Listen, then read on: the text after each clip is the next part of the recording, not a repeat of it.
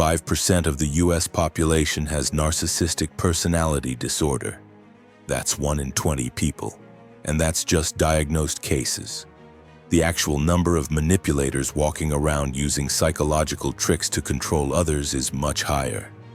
Everyone thinks they can spot manipulation when it happens. They're wrong. These 10 tricks are being used on you right now and you don't even realize it.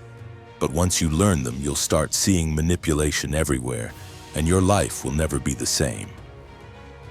Manipulation isn't always obvious. It's not just abusive partners or con artists.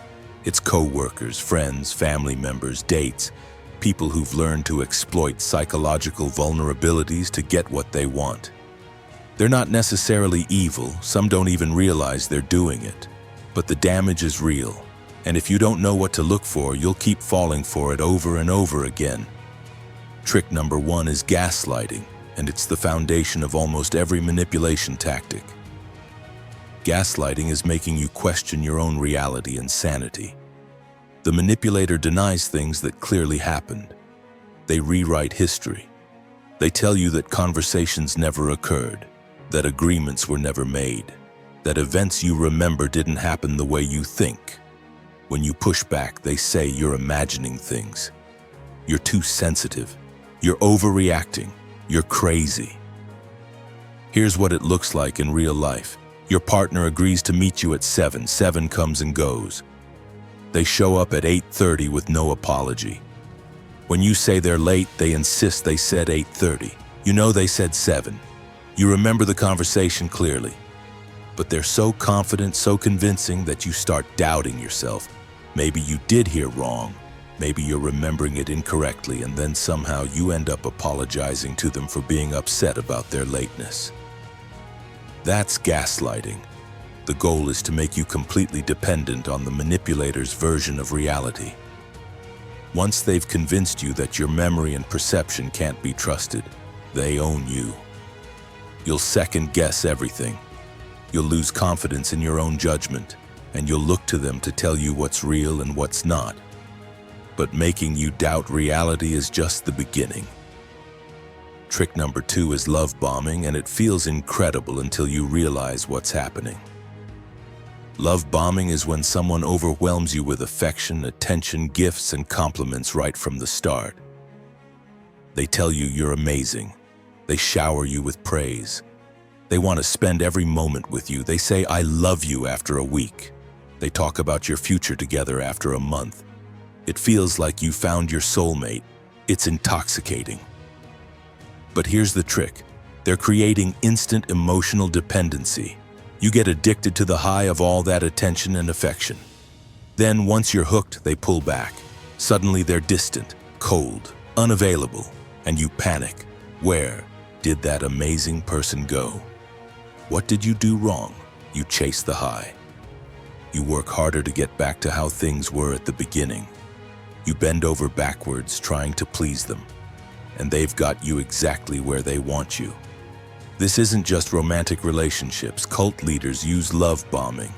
Toxic friends do it. Manipulative bosses do it. They make you feel special and valued, then withdraw that validation strategically to control your behavior. You become so desperate to get back to the love bombing phase that you'll tolerate almost anything. Once they have you hooked, they bring in reinforcements.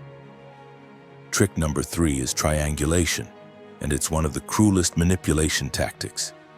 Triangulation is when the manipulator uses a third person to create jealousy and insecurity.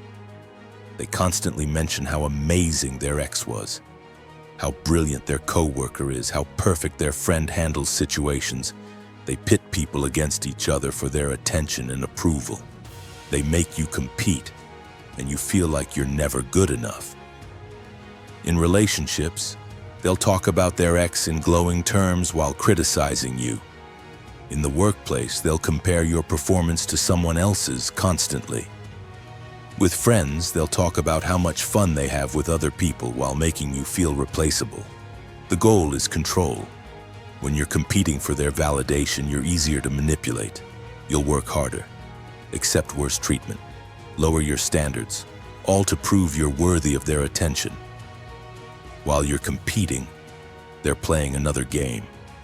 Trick number 4 is playing the victim, and manipulators are absolute masters at this.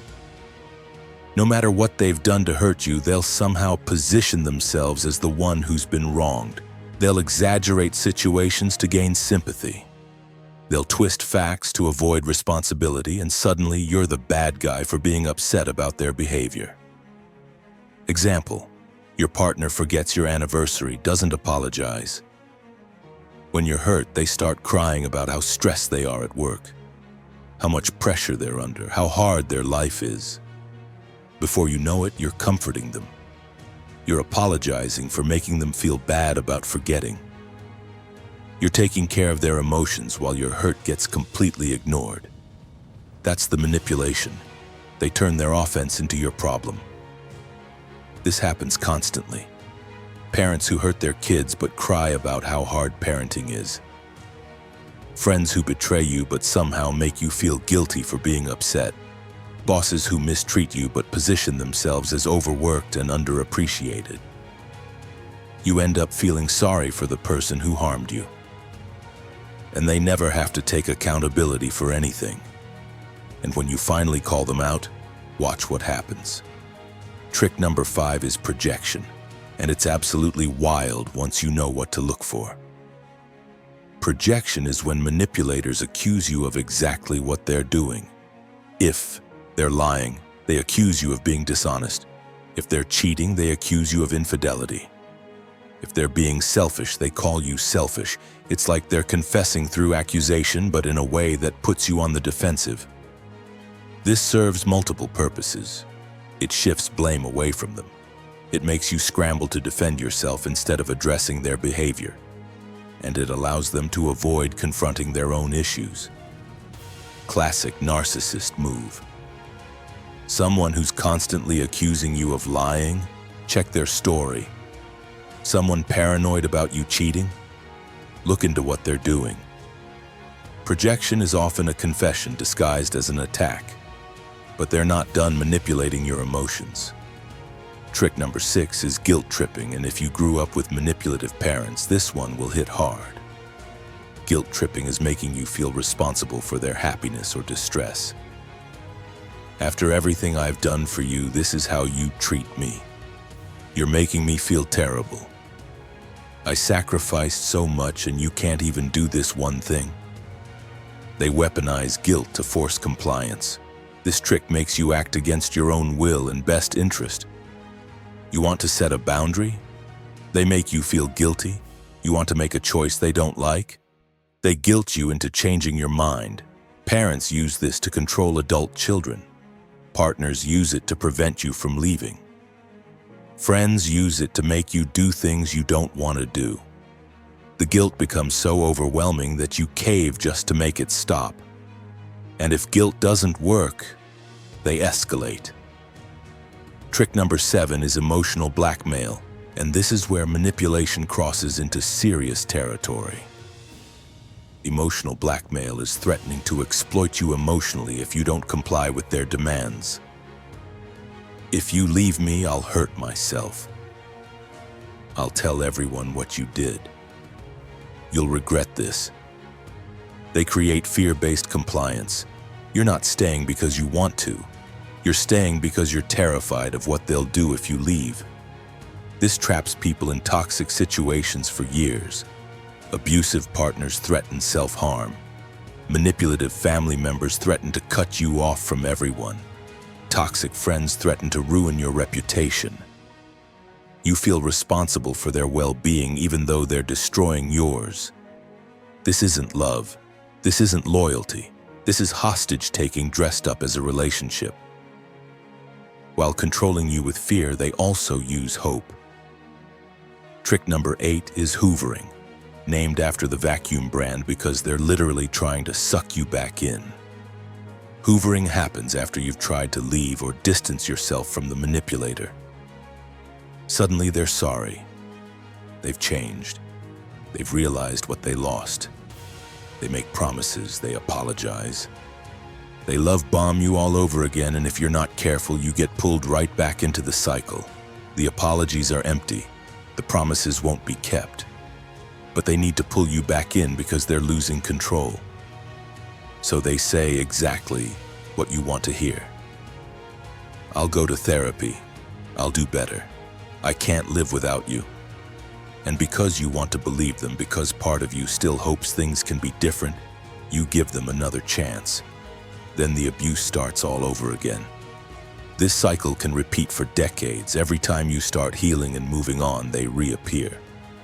And to destroy your reputation, they use... Trick number 9 is smear campaigns. And this is how manipulators isolate you completely. When you start standing up for yourself or trying to leave, they launch a campaign to destroy your reputation. They spread lies and rumors about you. They tell everyone you're crazy, abusive, unstable. They position themselves as the victim and you as the villain. Your friends start distancing themselves. Your family questions your version of events. Your support network crumbles. This is particularly common with narcissists. When they sense they're losing control over you, they go scorched earth. They'll tell people you're mentally ill, that you attacked them, that they had to escape from you. Meanwhile, you're the one who was actually being abused. But they're so convincing that people believe them. You end up isolated with no one to turn to, which makes you more vulnerable to being pulled back into the manipulation. But the most subtle trick is the hardest to spot. Trick number 10 is negging, and it's manipulation disguised as honesty. Negging is giving backhanded compliments that lower your self-esteem while seeming like they're being helpful or truthful. You're pretty for someone who doesn't try very hard with their appearance. You're smart, but you don't really apply yourself. That outfit would look better on someone with a different body type. It sounds like feedback. It's actually designed to make you insecure. The goal is to make you seek their approval and validation. By pointing out flaws in ways that seem honest or caring, they create a constant need for you to prove yourself. You start working harder to please them. You change yourself to fit their standards. You become dependent on their approval to feel good about yourself. This is common in dating, where pickup artists teach it as a technique, but manipulative friends, family, and co-workers do it too. And it's devastating to your self-worth over time. These aren't theories. These are tactics being used on real people every single day. Right now, someone is gaslighting their partner into questioning reality. Someone is love-bombing a new victim to create dependency. Someone is triangulating people to maintain control. Someone is playing the victim to avoid accountability. Someone is projecting their guilt onto an innocent person. Someone is guilt-tripping someone else into compliance. Someone is using emotional blackmail to trap someone in a toxic situation. Someone is hoovering an ex who tried to escape. Someone is running a smear campaign to isolate their target. Someone is negging to destroy, to confidence. And maybe if you're honest with yourself, someone is doing one or more of these things to you. Recognizing manipulation is your first line of defense. Trust your gut. If something feels off, it probably is. If you're constantly questioning your sanity around someone, that's gaslighting. If someone makes you feel amazing, then suddenly cold, that's love bombing and withdrawal. If you're always competing for someone's attention, that's triangulation. If someone never takes responsibility, that's victim playing. If someone accuses you of what they're guilty of, that's projection. Set boundaries. Document incidents so you have proof when they deny things happened. Seek support from people outside the manipulator's influence. And understand that the best manipulators are the ones who make you think it's all in your head. They're so skilled that you'll doubt yourself even after learning these tricks. That's how effective they are. But now you know. Now you can see it. Here's your challenge. Identify one person in your life who's using at least one of these tactics on you. Don't confront them yet, just observe. Watch how they operate. Notice the patterns. See how they make you feel. Once you truly see manipulation for what it is, it loses some of its power. Not all of it, but enough that you can start protecting yourself. The most important thing to remember is this.